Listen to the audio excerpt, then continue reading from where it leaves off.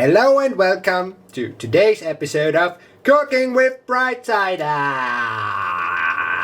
Today I'm bored again, so let's make some toast, shall we? So today we're going to show you how to make toast Hawaii. You know, island toast. Okay? So you need 3 slices of toast. As you can see here. And we're going to cook that thing in the oven. So you need some baking paper again. And this grid. Okay. Wife, go on, do something. Yeah. So first, you apply some butter onto the toast. This is very important. I don't know why, but it's important. That looks very sloppy. Okay, do it better now. Come on. What's that? Come on. Come on, what's that? Apply the butter. Apply it. That's too sloppy. Again, very sloppy butter spreading onto the toast. So, yeah, maybe you're going to do that. Maybe you're going to be able to be better at applying butter onto toast, but yay. Both sides. Okay, you apply the butter onto both sides. You're going to apply the butter onto both sides so the toast gets brown or something like that, crispy, I don't know. So okay, once you're finished with applying the butter onto both sides of the toast, you're going to add ham. Yeah, ham. 1 slice of ham onto each toast, but you might like more ham, but who cares? So you need ham, okay? Because it's a toast.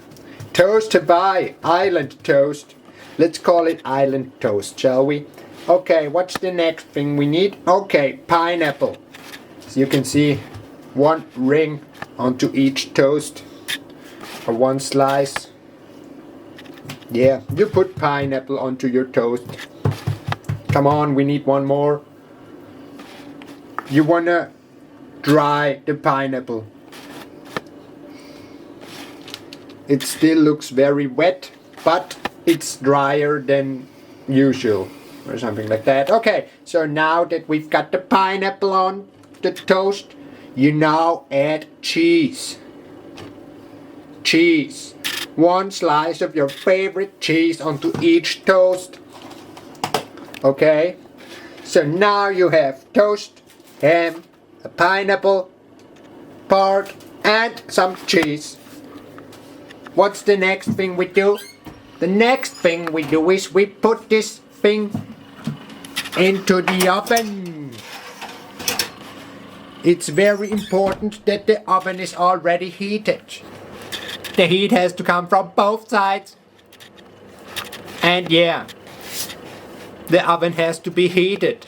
The oven has to be heated, you know, for the best possible result. And now we're going to wait for 12 minutes. So, now a little more than 12 minutes have passed. Get those toasts out of here. There we have them. That's how they look like.